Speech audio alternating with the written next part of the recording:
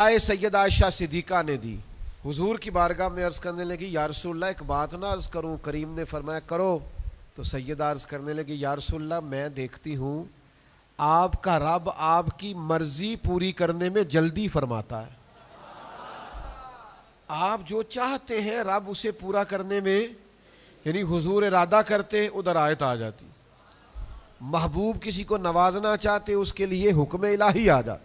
نبی پاک اللہ کے محبوب ہیں، یہ حضور کی شان آپ نے یاد رکھنی، اور اس محبوبیت کا اصل اظہار کب ہوگا؟ قیامت والے دن، قیامت والے دن۔ اعلیٰ حضرت فاضل بریلوی فرماتے ہیں یہ قیامت میں پتہ چلے گا، قیامت میں۔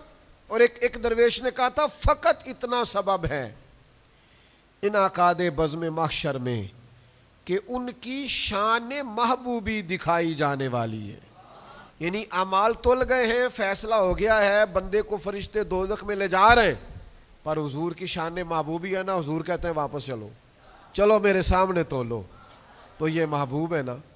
فرشتے واپس آ گئے، دوبارہ تولا تو محبوب نے جیب سے رکا نکال کے رکھا تو اس کے اعمال نیک بڑھ گئے۔ یا رسول اللہ یہ کیا ہے؟ فرمایا تو نے درود نہیں پڑھا تھا ایک دفعہ؟ تو یہ ان کی شان محبوبی دکھائی جانے والی، فقط اتنا سبب ہے۔ اسی لیے اعلیٰ حضرت نے مشورہ دیا ہے کہ آج لے ان کی پناہ، آج مدد مانگ ان سے، کل نہ مانیں گے قیامت میں اگر مان گیا۔ اور انہیں جانا انہیں مانا نہ رکھا غیر سے کام، للہ الحمد میں دنیا سے۔ تین باتیں آپ سے کرنی ہیں بڑی ضروری، تین باتیں کرنی۔ نبی پاک محبوب ہیں اللہ کے۔ عارف رومی نے ایک بات لکھی ہے، وہ کہتے ہیں حضرت موسیٰ علیہ السلام کے زمانے میں نا ایک شخص مسلمان نہیں تھا اور اس کی کچھ عادات بھی ٹھیک نہیں تھی، وہ حضرت موسیٰ علیہ السلام کی نا نقلیں اتارتا تھا، آپ کی طرح کا امامہ باندھتا، آپ کی طرح چھڑی پکڑتا، آپ کی طرح بولتا۔ تو حضرت موسیٰ کلیم کی قوم کا غلبہ ہوا تو اسے نکال دیا۔ ایک عرصے کے بعد حضرت موسیٰ علیہ السلام کو حکم ہوا کہ فلاں جگہ ہمارا ایک دوست انتقال کر گیا ہے، آپ حکم دیجئے لوگوں کو کہ غسل کفن کا بندوبست کریں۔ حضرت کلیم تشریف لے گئے تو عرض کی مالک یہ تو وہ نقلیں اتارنے والا ہے۔ تو مالک نے فرمایا بے نیاز ہے نا رب، فرمایا ہم نے اسے توبہ کی توفیق بھی دی اور آپ کا کلمہ پڑھنے کی توفیق بھی دی۔ مالک یہ مہربانی کیوں ہوئی؟ یہ نوجوان توجہ کریں، یہ مہربانی کیوں ہوئی؟ تو کریم نے فرمایا اے میرے کلیم، جب یہ آپ کی طرح کا بن کے نکلتا تھا تو پیارا بڑا لگتا تھا۔ نوجوانوں آپ کر لیں، دوڑ لگا لیں، جتنی بھی فیشن کی دوڑ لگانی ہے، جو بھی ڈیزائن بنانا ہے، معاذ اللہ داڑھیوں تک کے ڈیزائن بنا لی، سنت کے مطابق نہیں رکھی، رواج کے مطابق رکھ لی، یار مزہ نہیں اس کا۔ آپ سنت اور شریعت کی طرف سفر کریں، نبی پاک علیہ السلام کے مقدس طریقوں کو اپنائیں، آپ اپنے جگر میں ٹھنڈک محسوس کریں گے۔ حضور کی طرح کے بنو گے نا تو فاتبعونی یحببکم اللہ، رب کہتا ہے محبوب یہ آپ کی پیروی کریں گے تو اللہ کے محبوب ہو جائیں گے۔ اب نہ ایک ایک کر کے قدم ہٹاؤ۔ میری طرح کے لوگ جن کی عمر اب پکی ہو رہی ہے اور بچے جوان ہو رہے ہیں، ان کو خاص غور کرنی چاہیے کہ اب حال یہ ہے کہ بہتی لنگ گئی تے تھوڑی رہ گئی۔ اب بارش کا پہلا قطرہ بنے اور روز اپنی تربیت کریں، روز۔ گزر گیا وقت، پروگرام کرتے پلان کرتے ٹائم گزر گیا اور گزرتا جا رہا ہے، ساری منصوبہ بندی چھوڑ دو، طے کرو کہ ہم سنت پر کتنا عمل کرتے ہیں، نبی پاک کے طریقوں کو کتنا اپناتے ہیں۔ دوسری گزارش آپ کی خدمت میں یہ کرنی ہے کہ حضور کے ارشادات کو بغور پڑھیں، بغور سنیں، سیرت کے جو پہلو ہیں ان پر بغور آپ توجہ کریں۔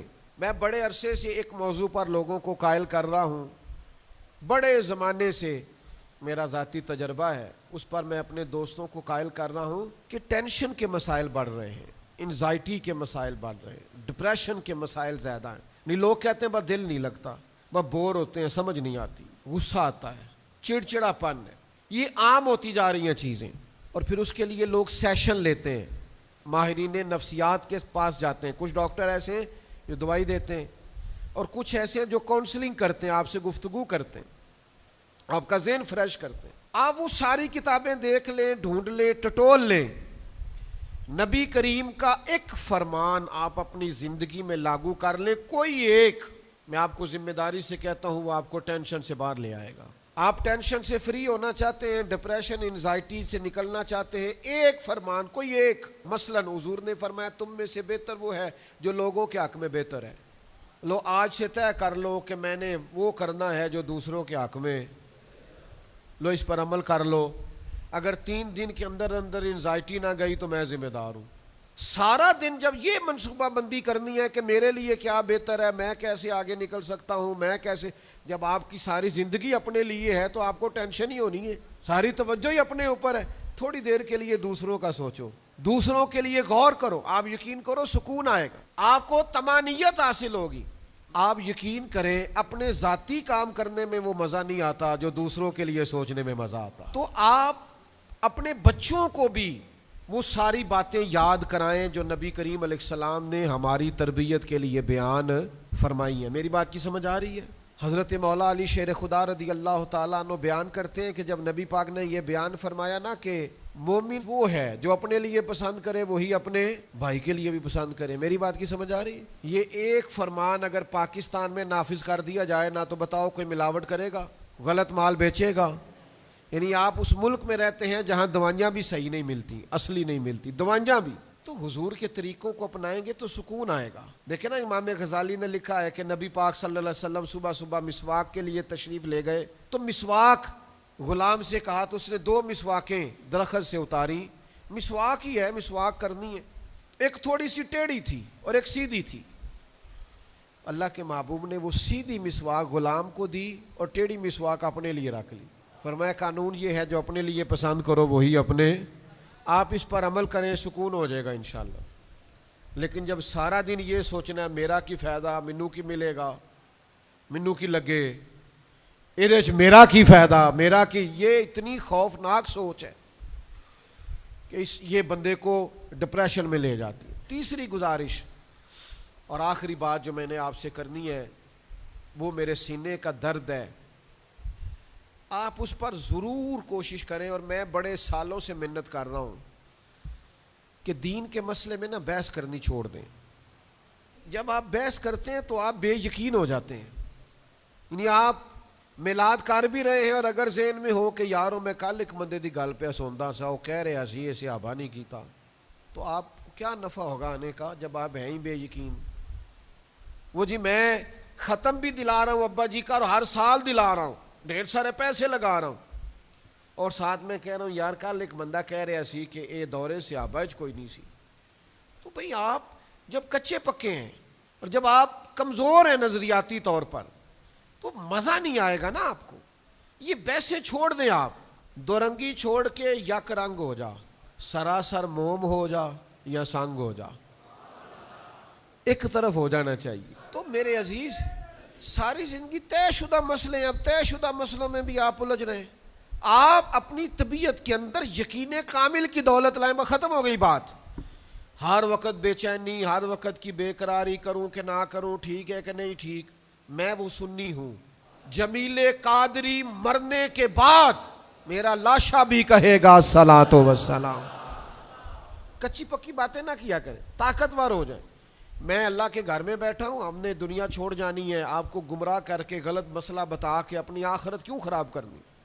جو نظریات ہمارے بزرگوں نے لکھے ہیں اور بیان کیے ہیں, جیسے جیسے دن چڑھتا ہے نا ہمارے اس نظریے میں اور نکھار پیدا ہوتا ہے, اور جیسے جیسے شام ہوتی ہے ہمارا وہ نظریہ اور ٹھنڈا اور میٹھا ہوتا جاتا ہے. ہر روز یقین بڑھتا ہے, ہر روز یقین بڑھتا ہے, ہر روز یقین بڑھتا ہے, ہر روز ایمان تازہ ہوتا ہے, ہر روز یا رسول اللہ کہنے کو جی چاہتا ہے, ہر روز رج کے درود پڑھنے کو جی چاہتا ہے, ہر روز نبی پاک کے نام کی دعائی دینے کو جی چاہتا ہے, ہر روز شیخ عبد القادر جیلانی کے نام کی مالا جپنے کو جی چاہتا ہے, ہر روز فاضل بریلوی کا پیار پڑھتا ہے. ہم اہل محبت ہیں سائیں, ہر روز بشارت ہوتی ہے, ہر شام مدینے جاتے ہیں, ہر روز زیارت ہوتی ہے.